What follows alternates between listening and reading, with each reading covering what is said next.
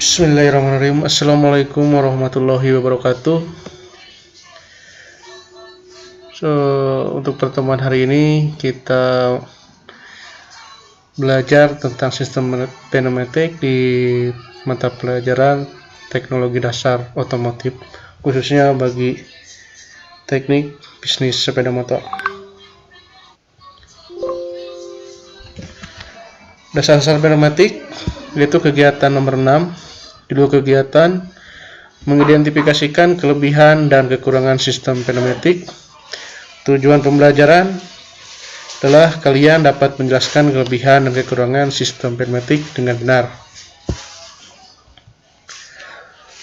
Pada dasar-dasar pneumatik, yaitu pneumatik merupakan teori atau pengetahuan tentang udara yang bergerak, keadaan-keadaan keseimbangan udara dan syarat-syarat keseimbangan. Perkataan pneumatik berasal dari bahasa Yunani yaitu pneuma yang berarti nafas atau udara. Jadi pneumatik berarti terisi udara atau digerakkan oleh udara mempat.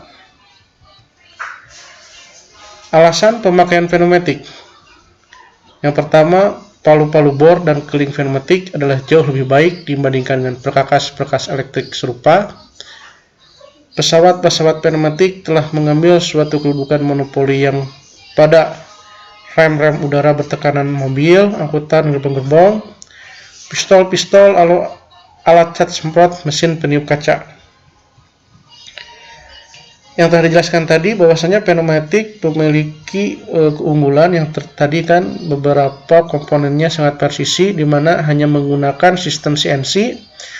Jadi karena sistem pneumatik mengandalkan udara atau tekanan udara, serta-merta dari komponennya tidak boleh ada kebocoran, jadi harus sesuai dengan akurat atau presisi. Maka dari itu, untuk komponen pneumatik harganya begitu sangat jauh berbeda dari komponen-komponen yang biasanya. Ya, khususnya seperti halnya biasanya kalau pneumatik itu digunakan kalau di dunia otomotif adalah mobil bis, yaitu dengan yang disebut dengan air suspension. Kemudian khususnya alat berat juga menggunakan sistem pneumatik. Keuntungan menggunakan pneumatik. Yang pertama adalah mudah disalurkan. Udara mudah disalurkan atau dipindahkan dari satu tempat ke tempat lain melalui pipa yang kecil, panjang, dan berliku. Kemudian fleksibilitas temperatur. Udara dapat fleksibel digunakan pada berbagai temperatur yang diperlukan. Yang ketiganya adalah aman. Udara dapat dibebani lebih dengan aman. Selain itu tidak mudah terbakar dan tidak terjadi hubungan singkat.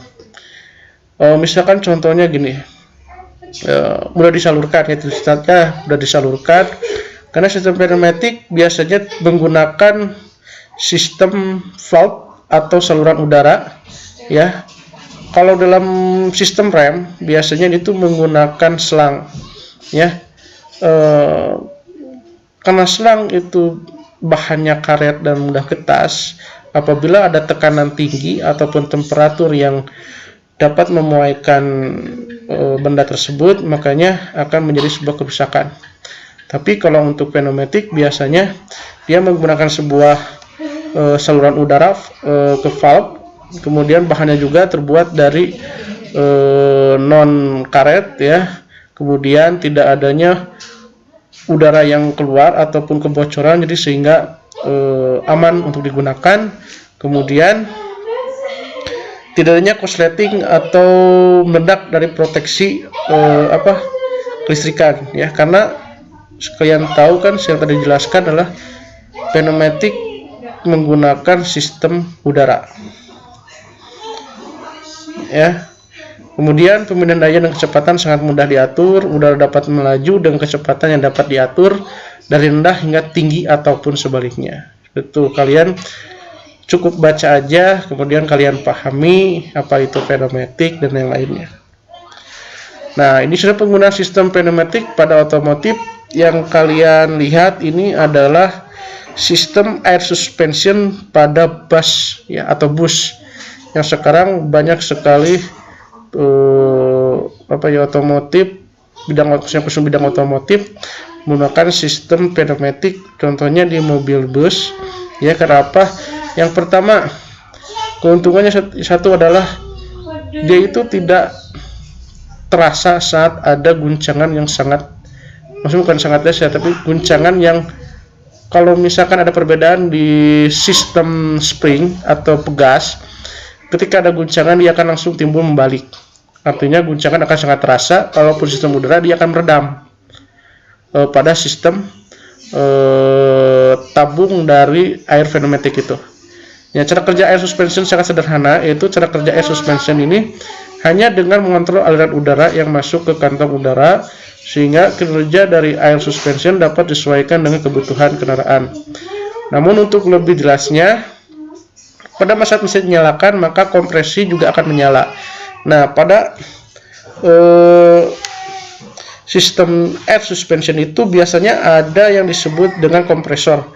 Kompresor itu adalah sistem di mana bisa udara yang dihasilkan kemudian melalui kontrol modul. Kalau biasa di sepeda motor adalah ECU, Electrical Control Unit. Kemudian ada beberapa valve sebagai pengatur udara keluar masuknya udara, tabung dari udara tersebut, ya. Bisa kalian lihat itu ada 4 tabung. Kalau hulu ini adalah spring, ya, menggunakan spring. Kalau spring itu pegas, dia menggunakan sistem fluida. Jadi ketika ada tekanan dari bawah ke atas, dia akan langsung langsung merespon. Contohnya kalau misalkan dalam hukum Newton itu ketika tenaga yang besar tenaga yang besar dihasilkan itu akan sama baliknya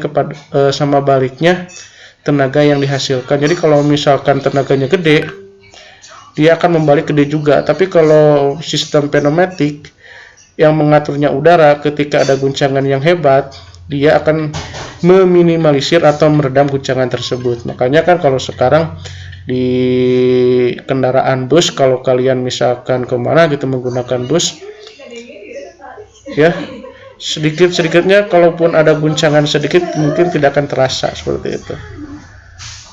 Ya, begitu saja tentang pemaparan sistem pneumatik, ya. Untuk minggu besoknya kita lanjut ke sistem pneumatik juga, namun khususnya di daerah otomotif sepeda motor, apa saja yang menggunakan sistem pneumatik, apakah sistem sepeda motor juga menggunakan sistem pneumatik ataupun tidak. Ya, itu saja, dicukupkan. Wassalamualaikum warahmatullahi wabarakatuh. Ya.